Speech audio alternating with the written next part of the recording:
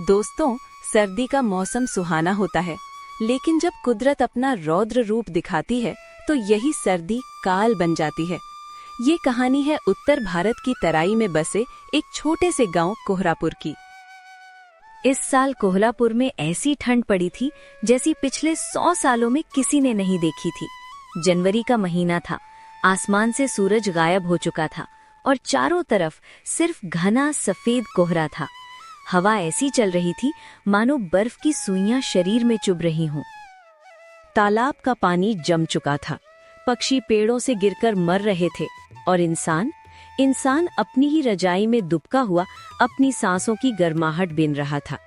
लेकिन इस हाड़ कंपा देने वाली ठंड में कुछ लोग ऐसे भी थे जिनके पास ना सिर पर छत थी और ना तन पर ऊनी कपड़ा। और एक ऐसा शख्स भी था जिसके पास गर्मी का भंडार था, लेकिन दिल बर्फ से भी ज्यादा ठंडा था। सुबह के 10 बज चुके थे, लेकिन गांव में अंधेरा छाया हुआ था। गांव की चौपाल पर अलाव बुझने की कगार पर था। भाई, ऐसी सर्दी तो मैंने अपनी जवानी में भी नहीं देखी। लगता है प्रलय आने वाली है, हड्डियां चटक रही हैं। सही कह रहे हो काका, मेरे घर का तो राशन भी खत्म हो गया है और बाहर निकलने की हिम्मत नहीं हो रही। और ऊपर से ये लकड़ी, अब तो गीली लकड़ी भी नहीं मिल रही जलाने को। तभी वहां से सूरज गुजरा। सूरज शहर से पढ़ाई करके लौटा था और गांव के स्कूल में पढ़ाता था। उसके कंधे पर कुछ पुराने कंबल थे। रामदीन काका, भीकू भाई, यहाँ खुले में क्यों बैठे हो?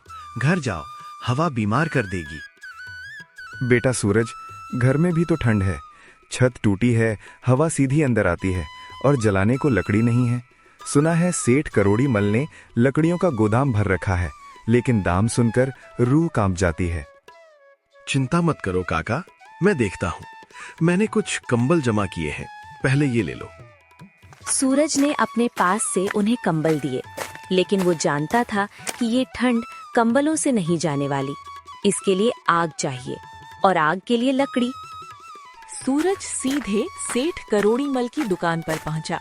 सेठ करोड़ीमल एक भारी भरकम आदमी था जो ऊनी शॉल में लिपटा अपनी गद्दी पर बैठा था। उसके सामने बिजली का हीटर चल रहा था और वो गर्म चाय की चुस्कियां ले रहा था। उसके गोदाम में सूखी लकड़ियों और कोयले के पहाड़ खड़े थे।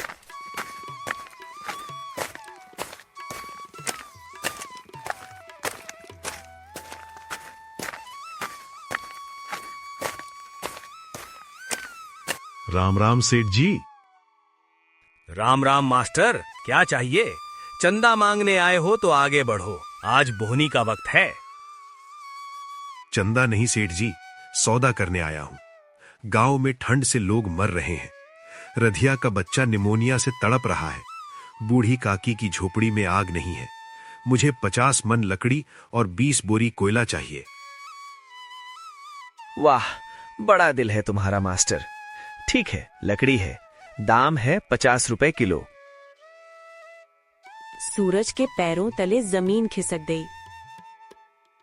क्या सेठ जी, 50 रुपए? बाजार में तो 10 रुपए भाव है। आप इस आपदा में भी मुनाफा कमाओगे? ये तो लूट है। सेठ ने चाय का कप मेज पर पटका। लूट नहीं, इसे व्यापार कहते हैं मास्टर। जब चीज कम हो और मांग ज्यादा तो दाम बढ़ता है। ये लकड़ी मैंने गर्मियों में सस्ते में खरीदी थी ताकि अब महंगी बेच सकूं। जिसे गरज होगी वो खरीदेगा, जिसके पास पैसा नहीं वो ठंड में सिकुड़े, मुझे क्या। सेठ जी, ऊपर वाला सब देख रहा है। जिस ठंड से आप पैसा कमा रहे हैं, वही ठंड कभी अमीर गरीब का भेद नहीं करती। गरीबों की हाय मत लीजिए। भाषण मत दे मास्टर, निकल यहां से। मेरी लकड़ी, मेरी मर्जी। सूरज खाली हाथ और भारी मन से वहां से लौटा। उसे समझ आ गया था कि सेठ का दिल पिघलने वाला नहीं है। अगले 2 दिन तापमान और गिर गया। पारा 0 यानी 0 डिग्री के पास पहुंच गया। गांव में सन्नाटा ऐसा था जैसे शमशान हो। उस रात गांव के बाहरी हिस्से में रहने वाली बूढ़ी काकी की झोपड़ी में एक त्रासदी हुई। काकी के पास जलाने को कुछ नहीं था। उसने अपनी पुरानी खाट बेड का एक पाया तोड़कर जलाया, लेकिन वो कितनी देर जलता? आधी रात को काकी की करहाने की आवाज आई और फिर खामोशी छा गई।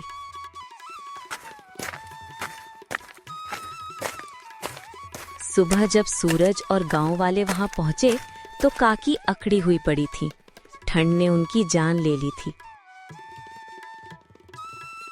ये दृश्य देखकर सूरज का खून खौल उठा।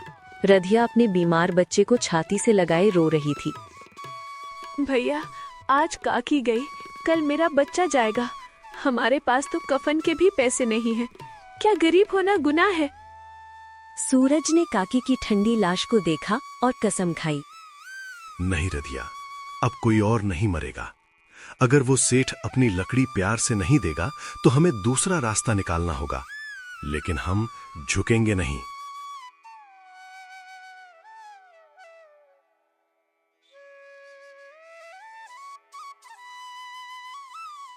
सूरज ने गांव के युवाओं को इकट्ठा किया। साथियों, हम सेठ के पास भीख मांगने नहीं जाएंगे। हम सामुदायिक अलाव जलाएंगे।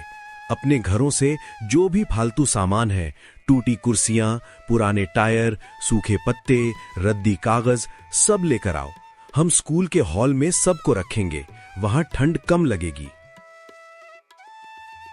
सूरज की अपील काम कर गई। गांव वालों ने समझ लिया कि एक दूसरे का सहारा बनने में ही भलाई है। जिसके पास जो था वो ले आया। किसी ने अपना पुराना लकड़ी का संदूक दे दिया, किसी ने छप्पर की पुरानी घास दे दी। सूरज ने अपनी खुद की किताबों की अलमारी तोड़कर अलाव में डाल दी। गांव के प्राइमरी स्कूल के बड़े हॉल में एक विशाल अलाव जलाया गया। गांव के सभी गरीब, बुजुर्ग और बच्चे वहां इकट्ठा हो गए। सब एक दूसरे से सट कर बैठे थे। शरीर की गर्मी और अलाव की लपटों ने मौत को बाहर दरवाजे पर रोक दिया था। वहां हंसी मजाक होने लगा। कोई कहानी सुना रहा था तो कोई गीत गा रहा था। बाहर कड़ाके की ठंड थी, लेकिन अंदर इंसानी रिश्तों की गर्माहट थी। दूसरी तरफ सेठ करोड़ीमल अपनी आलीशान हवेली में अकेला था। कहते हैं ना, जब इंसान अपनी हद पार कर देता है तो कुदरत हस्तक्षेप करती है। तीसरी रात एक बर्फीला तूफान, कोल्ड वेव स्टॉर्म आया। हवा की रफ्तार इतनी तेज थी कि पेड़ उखड़ने लगे और बिजली के खंभे गिर गए। पूरे गांव की बिजली गुल हो गई। सेठ करोड़ीमल अपने कमरे में हीटर के सामने बैठा था। अचानक फट, बिजली चली गई। हीटर बंद हो गया। सेठ ने घबराकर अपने नौकर को आवाज लगाई। रामू, ओ रामू, जनरेटर चला जल्दी। लेकिन कोई जवाब नहीं आया। रामू, जिसे सेठ ने कल ही पुराने कंबल मांगने पर पीटकर भगा दिया था, आज काम पर नहीं आया था। वो स्कूल में सूरज के साथ अलाव के पास बैठा था। सेठ अकेला था। अंधेरा और ठंड तेजी से कमरे में भरने लगी। सेठ ने रजाई ओढ़ी, लेकिन ठंड हड्डियों में घुस रही थी। उसे याद आया कि उसका गोदाम तो लकड़ियों से भरा है। वो टॉर्च लेकर कमरे से निकला, लेकिन जैसे ही उसने आंगन का दरवाजा खोला, बर्फीली हवा के एक तेज झोंके ने उसके हाथ से टॉर्च गिरा दी और दरवाजा जोर से बंद हो गया। दरवाजा जाम हो गया था। पुराना लोहे का कुंडा ठंड से अकड़ गया था। अब सेठ करोड़ीमल अपने ही घर के आंगन में फंस गया था। गोदाम तक जाने का रास्ता बंद था और घर के अंदर जाने का दरवाजा भी लॉक हो गया था। वो चिल्लाया, सेठ! बचाओ, कोई है? रामू, सूरज, कोई तो आओ। लेकिन तूफान के शोर में उसकी आवाज दब गई। वो लकड़ियों का मालिक, जिसके पास टनों कोयला था, आज अपने ही आंगन में ठिठुर रहा था। उसके पास दौलत थी, सोना था, लेकिन एक माचिस की तीली नहीं थी। सेठ का शरीर सुन्न पड़ने लगा। उसकी उंगलियां नीली पड़ गईं। उसे अपनी मौत सामने दिखाई देने लगी। उसे बूढ़ी काकी का चेहरा याद आने लगा। उसे सूरज की बातें याद आईं। ठंड अमीर गरीब का भेद नहीं करती। वो जमीन पर गिर गया। उसकी चेतना जाने ही वाली थी। तभी स्कूल में बैठे सूरज को बेचैनी हुई। दोस्तों, तूफान बहुत तेज है। मुझे लगता है हमें एक बार गांव का चक्कर लगाना चाहिए, कहीं कोई फंसा ना हो।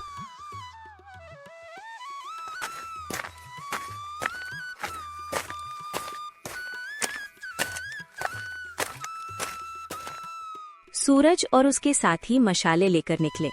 वे सेठ के हवेली के पास से गुजरे। उन्हें कोई हलचल नहीं दिखी, लेकिन सूरज ने देखा कि सेठ के हवेली का गेट खुला है और अंदर कुछ अजीब सी आवाज आ रही है।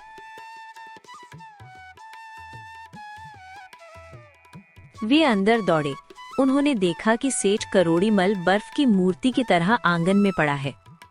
छोड़ो इसे मास्टर, इसने काकी को मरने दिया, इसे भी मरने दो, ये इसी लायक है।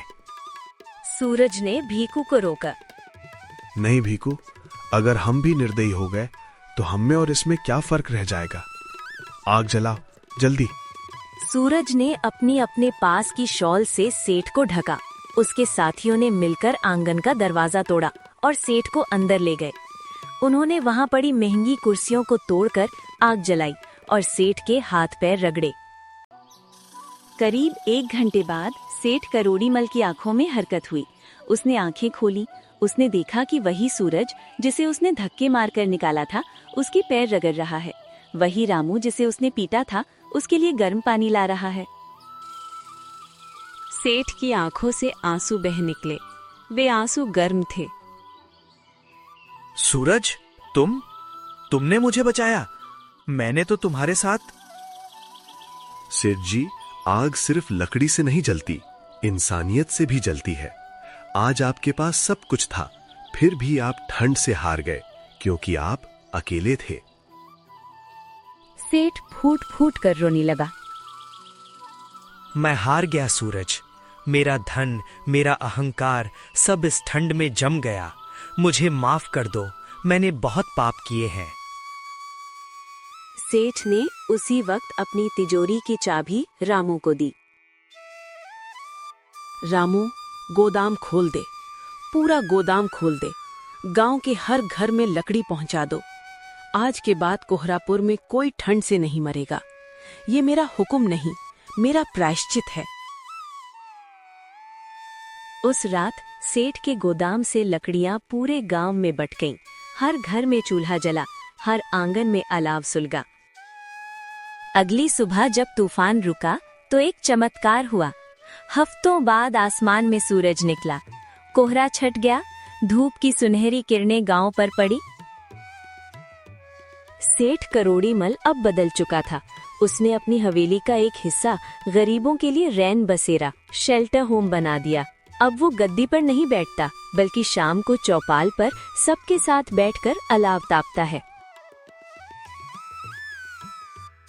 गांव वाले कहते हैं कि उस साल की ठंड ने बहुत कुछ जमा दिया था, लेकिन उसने सेठ का पत्थर दिल पिघला दिया। इस सर्दी अगर आपके पास एक एक्स्ट्रा कंबल हो तो किसी जरूरतमंद को ओढ़ा देना। यकीनन उस गर्मी का एहसास आपके हीटर से कहीं ज्यादा सुकून देगा।